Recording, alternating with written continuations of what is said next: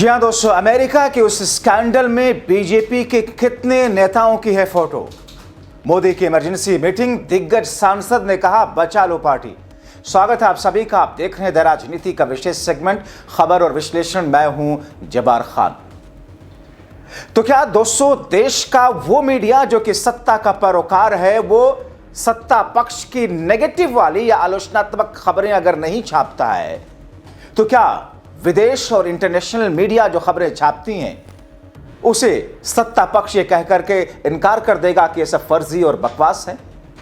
आखिर क्यों बीजेपी के ही एक बड़े कद्दावर तजुर्बेकार नेता और सांसद ने कहा कि साहब मोदी शाह को चाहिए कि एक इमरजेंसी मीटिंग बुलाएं, पार्टी को बचा लें, वरना आने वाली स्थिति से निपट नहीं पाएंगे।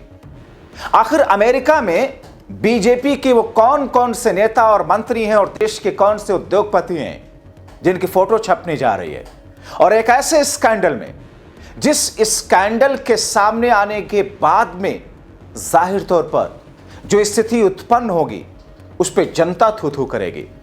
आखिर बीते दिनों डोनाल्ड ट्रंप ने यह क्यों कहा था कि माय डियर फ्रेंड, मोदी के बारे में मैं कुछ ऐसा नहीं कहना चाहता, नहीं करना चाहता जिससे उनके पॉलिटिकल करियर पर किसी तरह का प्रभाव पड़े। दोस्तों, विस्तार से आपको सब कुछ बताते हैं, चंद मिनट मेरे साथ बने रहें क्योंकि खबर बेहद संवेदनशील है। मैं कोई ऐसी बात नहीं करना चाहता जिसको लेकर के कोई ऑफेंस हो या जिसको लेकर के किसी को कुछ खराब लगे। बिना प्रमाण के, बिना तथ्यों के जो स्थिति इस वक्त है वही हूबहू आपके सामने रखता हूं। दोस्तों, देश के एक बड़े और सबसे तजुर्बेकार नेता हैं, सांसद हैं भी। उनकी जैसे उम्र में या राजनीतिक करियर इस देश में किसी का नहीं, मोदी शाह का भी नहीं है, शरद पवार और मल्लिकार्जुन खड़गे का भी नहीं। दोस्तों, जिनके बारे में यह कहा जाता है कि वो जो बोलते हैं उसके पीछे उनके पास में पक्की इंफॉर्मेशन होती है, और वो जो कहते हैं उसको लेकर के कोई भी उन्हें चैलेंज नहीं कर सकता है, और ना ही आज तक किसी ने चैलेंज किया। उन्होंने मोदी और शाह को लेकर क्या कुछ नहीं कहा। उन्होंने मोदी की सीडी और अमेरिका में मोदी की फाइल को लेकर क्या कुछ नहीं कहा, लेकिन पूरा भारतीय जनता पार्टी खामोश रहा। और इत्तेफाक देखिए कि वो खुद भारतीय जनता पार्टी के सांसद हैं। बीजेपी का आईटी सेल खामोश रहा, बीजेपी के ट्रोल्स खामोश रहे। किसी ने उनका ना तो विरोध किया, ना ही उनके ऊपर कोई कटाक्ष किया, ना ही उनकी बातों का खंडन किया। और जाहिर तौर पर कहा यह जाता कि उनके ऊपर संघ का हाथ है। तो दोस्तों, जिस नेता की मैं बात कर रहा हूं, इस देश में सबसे ज्यादा उम्र के वो राजनेता हैं, सांसद हैं, सबसे ज्यादा तजुर्बेकार हैं। नीतीश कुमार तो उनके सामने बच्चे भी होंगे। 86 वर्ष उनकी उम्र है। शरद पवार की उम्र 84 वर्ष है और मल्लिकार्जुन खड़गे की उम्र करीब करीब 84 वर्ष है। दोस्तों, डॉक्टर सुब्रमण्यम स्वामी एक ऐसे नेता कि जब इंदिरा गांधी के समय में इमरजेंसी लगाई जा रही थी तो उनको पहले से खबर हो गई, और उन्होंने उस वक्त जेपी से जाकर के कहा कि साहब ऐसा हो रहा है। मैं पूरा किस्सा आपको बताता हूं क्या हुआ था उस वक्त, लेकिन अभी खबर पर आते हैं। दरअसल अमेरिका के अंदर SEX स्कैंडल की बातें चल रही है, और कहा यह जा रहा है कि अमेरिका के प्रतिष्ठित अखबार उन लोगों के फोटो छापने जा रहे हैं जो कि उस बड़े स्कैंडल में इन्वॉल्व हैं, और उसमें भारत के मोदी सरकार के मंत्री, मोदी सरकार के सांसद और एक उद्योगपति का भी फोटो है। अब दोस्तों, जैसे ही सेंसेशनल खबर बाहर आई अमेरिका से, जाहिर तौर पर देश के अंदर भूचाल मचना था। और यह खबर डॉक्टर सुब्रमण्यम स्वामी ने इस पर न सिर्फ बीजेपी को आगाह किया बल्कि मोदी शाह को कहा कि साहब इमरजेंसी बैठक बुलाओ, मीटिंग बुलाओ, पार्टी को बचाओ। सुब्रमण्यम स्वामी ने सरेआम जो ट्वीट किया है, उनका ट्वीट मैं आपके सामने पढ़ देता हूं। अंग्रेजी में यह ट्वीट है, जिसके अंग्रेजी की लाइनें आप देख रहे हैं, the interest of the BJP party, इस टाइप से करके, जिसका हिंदी वर्जन है। सुब्रमण्यम स्वामी ने बाकायदा जो ट्वीट किया है, उस ट्वीट में उन्होंने लिखा है, बीजेपी के लिए अच्छा होगा कि वो बीजेपी पार्टी के जाने माने नेताओं जिनका लोकसभा या राज्यसभा में 5 साल से ज्यादा MP का समय रहा हो, उनकी एक कॉन्फ्रेंस करें, एक मीटिंग करें, ताकि पार्टी के यूएस में गैर कानूनी सेक्सुअल एक्टिविटी में शामिल कुछ भारतीय नेताओं से जुड़े नए इंटरनेशनल स्कैंडल से निपटने के लिए तैयार किया जा सके। उनकी तस्वीरें जल्द ही जाने माने यूएस अखबार में आ सकती हैं, जिससे भारतीय नेताओं और हमारे देश को नुकसान होगा बुरी तरीके से। दोस्तों, ये कौन कह रहा है? ये डॉक्टर सुब्रमण्यम स्वामी कह रहे हैं। ये बीजेपी के सांसद हैं और खबरें ऐसी हैं कि जब डॉक्टर सुब्रमण्यम स्वामी के पास यह खबर पहुंची, उन्होंने मोदी शाह के पास में यह सांकेतिक मैसेज भेजा और फिर उसको बाकायदा ट्वीट करके आगाह किया कि आने वाले दिनों में पार्टी को एक बड़ा झटका लग सकता है। जो पूरा का पूरा मंत्रिपरिषद है उसके ऊपर कालक पुत सकती है। और दोस्तों, बड़ा इंटरेस्टिंग है इसमें एक उद्योगपति का भी नाम। दोस्तों, अमेरिका में जो स्कैंडल का पर्दाफाश होने जा रहा है उसमें बताया जा रहा है कि मोदी सरकार के 2 मंत्री और कुछ सांसद के नाम है उद्योगपति के साथ। दोस्तों, बीते दिनों डोनाल्ड ट्रंप, अमेरिका के राष्ट्रपति, जैसा कि मैंने आपको थोड़ी देर पहले बताया कि उन्होंने एक बात कही थी कि मैं कुछ ऐसा नहीं करना चाहता जिससे माय डियर फ्रेंड का पॉलिटिकल करियर प्रभावित हो। पीएम मोदी को लेकर कहा था।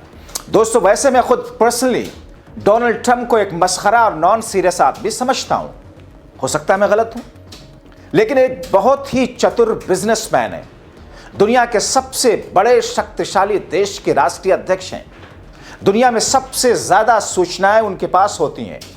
हालांकि पहले नंबर पर सूचनाओं के मामले में अगर मैं आपको बताऊं एक एडिशनल इंफॉर्मेशन, नेतन्याहू इजराइल के, उनका नाम आता है। दूसरे नंबर पर डोनाल्ड ट्रंप, अमेरिका का नाम, जिसमें सबसे ज्यादा दुनिया की सूचनाएं होती हैं। और तीसरे नंबर पर रशिया और चाइना का आता है। दोस्तों, डॉक्टर सुब्रमण्यम स्वामी के बारे में आप जानते हैं, दुनिया के एक वरिष्ठ राजनेताओं में से एक। उनका कनेक्शन, इंफॉर्मेशन के तार करीब करीब सभी बड़े देशों में है। वो देश के सबसे तजुर्बेकार, सबसे ज्यादा राजनीतिक करियर वाले 86 साल के, जैसा कि मैंने आपको बताया कि शरद पवार और मल्लिकार्जुन खड़गे जो सबसे ज्यादा उम्र के माने जाते हैं 84 साल के, और नीतीश कुमार। क्योंकि दोस्तों, अब आप सोचिए कि डॉक्टर सुब्रमण्यम स्वामी इमरजेंसी के वक्त में किस तौर पर क्या कुछ उन्होंने किया, और नीतीश कुमार तो उस इमरजेंसी के वक्त की पैदावार हैं। जब ये राजनीति में थे तो नीतीश कुमार तो स्कूल जा रहे होंगे। दोस्तों, सुब्रमण्यम स्वामी के सामने नीतीश को राजनीतिक तौर पर बच्चा माना जाता है। राजीव गांधी के मित्र हैं सुब्रमण्यम स्वामी। मगर इंदिरा के समय में दोस्तों, जब 1975 में इमरजेंसी लगाई गई तो उससे पहले इनको पता लगा, ये जयप्रकाश नारायण, जो कि जिनके नेतृत्व में पूरा का पूरा आंदोलन चला था, 77 में चुनाव हुआ जिसमें इंदिरा को उखाड़ फेंका गया था उस वक्त इन लोगों ने। मगर इमरजेंसी लगने से पहले उन्होंने आगाह किया जयप्रकाश नारायण को। जयप्रकाश नारायण ने इनसे कहा कि देखो, तुम्हारी तो कनेक्शन है विदेश में, विदेश चले जाओ, उन्हें तुम्हें भी जेल में डाल देंगे। डॉक्टर सुब्रमण्यम स्वामी उस वक्त विदेश निकल गए थे, अमेरिका। और फिर जब इमरजेंसी लगी, सारे नेताओं को जेल में डाला गया। और उस वक्त जब संसद चल रहा था, भेष बदल करके डॉक्टर सुब्रमण्यम स्वामी अमेरिका से आए, इंटरनेशनल इंदिरा गांधी एयरपोर्ट पर उतरे, संसद में आए, अपना 1-1.5 मिनट का भाषण दिया और फिर निकले। और उसके बाद में फिर से ऐसे फरार हुए कि उस वक्त पुलिस प्रशासन के हाथ नहीं आए थे। सुब्रमण्यम स्वामी, आप देखते हैं कि जिन्होंने खुद बोफोर्स को लेकर, राजीव गांधी के मित्र होने के बावजूद बोफोर्स कांड को लेकर सुब्रमण्यम स्वामी ने ही दरअसल मुद्दा उठाया था। सुब्रमण्यम स्वामी जिन्होंने सोनिया गांधी को लेकर के क्या कुछ नहीं कहा। सुब्रमण्यम स्वामी जिन्होंने मोदी को लेकर के, उनके सीडी को लेकर के, स्कैंडल वाली सीडी को लेकर के क्या कुछ नहीं कहा डंके की चोट पर। मोदी चुप, शाह चुप, पूरा बीजेपी चुप।